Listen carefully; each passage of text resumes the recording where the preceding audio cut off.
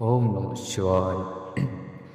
ब्राह्मण जी को चाहिए कि वह प्रतिदिन प्रातःकाल 1008 बार गायत्री का जप करे। ऐसा होने पर गायत्री शिव का पद प्रदान करने वाली होती है। वेद मंत्रों और वैदिक युक्तों का भी नियम पूर्वक जप करना चाहिए।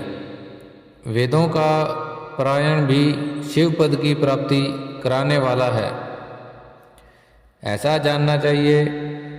अन्याय जो बहुत से मंत्र हैं उनका भी जितने अक्षर हों उतने लाख जप करें। इस प्रकार जो यथाशक्ति जप करना है वह शिव पद मोक्ष प्राप्त कर लेता है।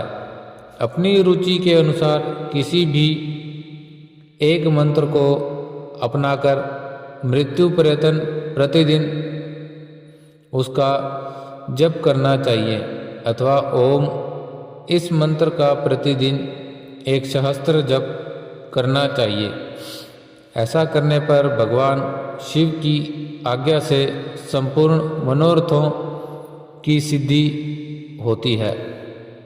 जो मनुष्य भगवान शिव के लिए फुलवाड़ी या बगीचे आदि लगाता है तथा शिव के सेवा कार्यों से लिए मंदिर में झाड़ने बुहारने आदि की व्यवस्था करता है, वह इस पुण्य कर्म को करके शिव पद प्राप्त कर लेता है।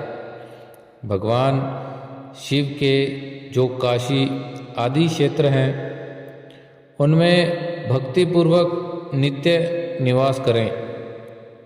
वह जड़ चेतन सभी को भोग और मोक्ष देने वाला है।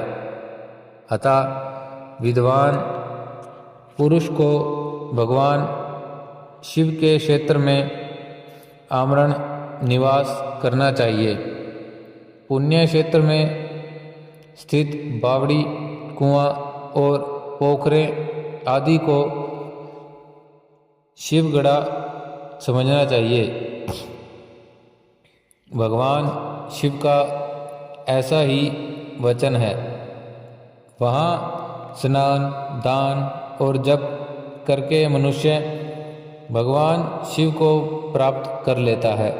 अतः मृत्युपरांत शिव के क्षेत्र का आश्रय लेकर रहना चाहिए।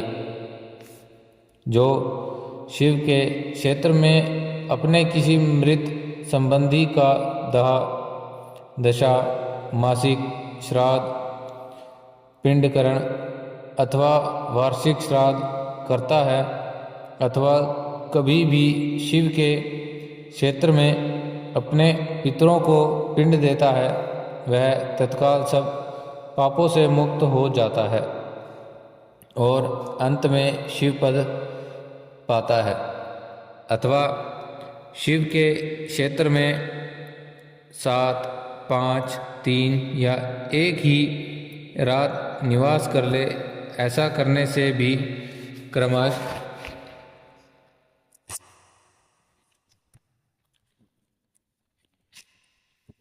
शिव पद की प्राप्ति होती है। लोक में अपने अपने वर्ण के अनुरूप सदाचार का पालन करने से भी मनुष्य शिव पद को प्राप्त कर लेता है। वर्णानुकूल आचरण से तथा भक्ति भाव से वह अपने सत्कर्म का अतिशय फल पाता है। कामना पूर्वक किए हुए अपने कर्म के अभीष्ट फल को शीघ्र ही पा लेता है।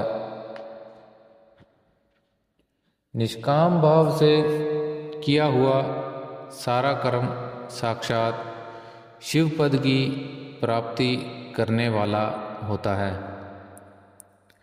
दिन के 3 विभाग होते हैं, प्रातः, मध्य और सायं। इन तीनों में क्रमश एक एक प्रकार के कर्म का संपादन किया जाता है।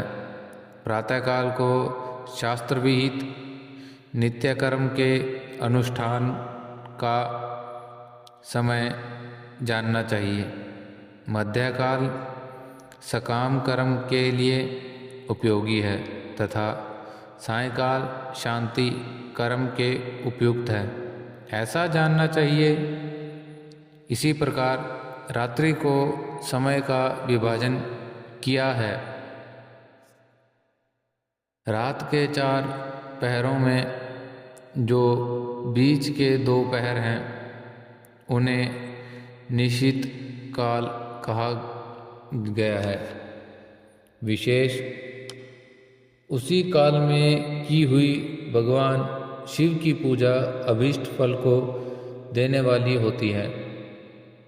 ऐसा जानकर कर्म करने वाला मनुष्य यथोक्त फल को भागी होता है। विशेषता कलयुग में कर्म से ही फल की सिद्धि होती है। अपने अपने अधिकार के अनुसार ऊपर कहे गए और भी कर्म के द्वारा शिव आराधना करने वाला पुरुष यदि सदाचारी है और पाप से डरता है तो वह उन कर्मों का पूरा फल अवश्य प्राप्त कर लेता है।